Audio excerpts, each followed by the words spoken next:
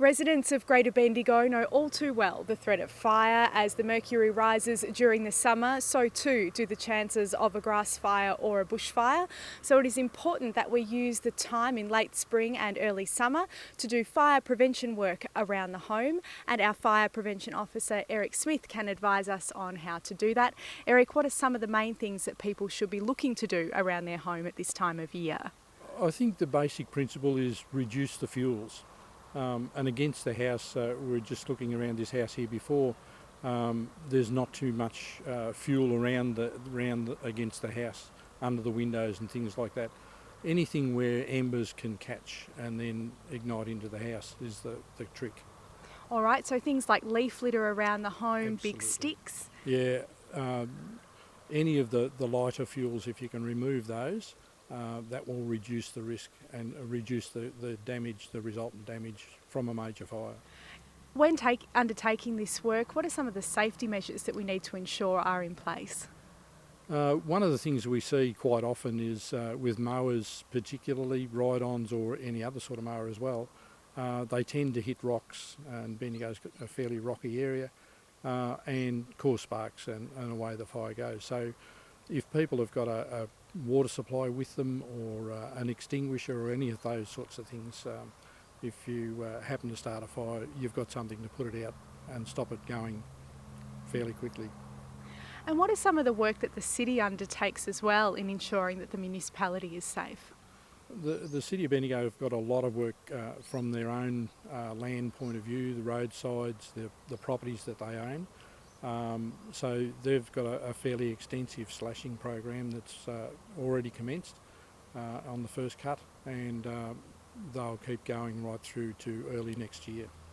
Now, the city has issued some gentle reminders to residents in the form of a fire prevention notice, which advises residents obviously to start looking around their property for risks. What happens if they don't take note? Yeah, the courtesy letter that went out last week was sent to residents just as a reminder that now's the time to start cleaning up around the house and around the property, and if there's no reaction to that, then we start our inspections early in November, and any work that hasn't been done, we'll issue them another letter which is a little bit more forceful and a direction notice to clean up the property. What are the early forecasts for this summer in the weather that we can expect? Lots of scientific ideas there, but what we've seen in the last week or so is the up around Mildura, which is our normal indicator.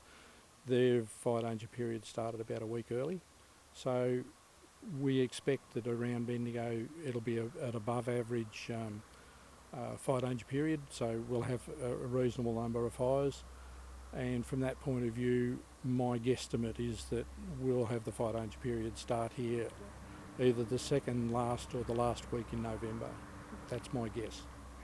All right, now we can do all of this prevention work, but of course if a fire does take hold, how important is it to have a bushfire plan in place?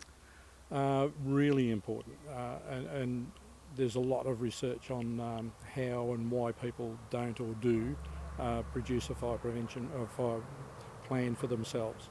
But you need to understand what your risks are around your property, how you can overcome the risks or reduce the risks, and what you need to do if something gets out of hand, like it did back in 2009. Neighbourhood safer places are around the district, but they really should be considered as a last resort. So don't put it in your plan as that's where I'm going to go the first up as the last resort. Think of other places to go, safer places. All right, thank you very much.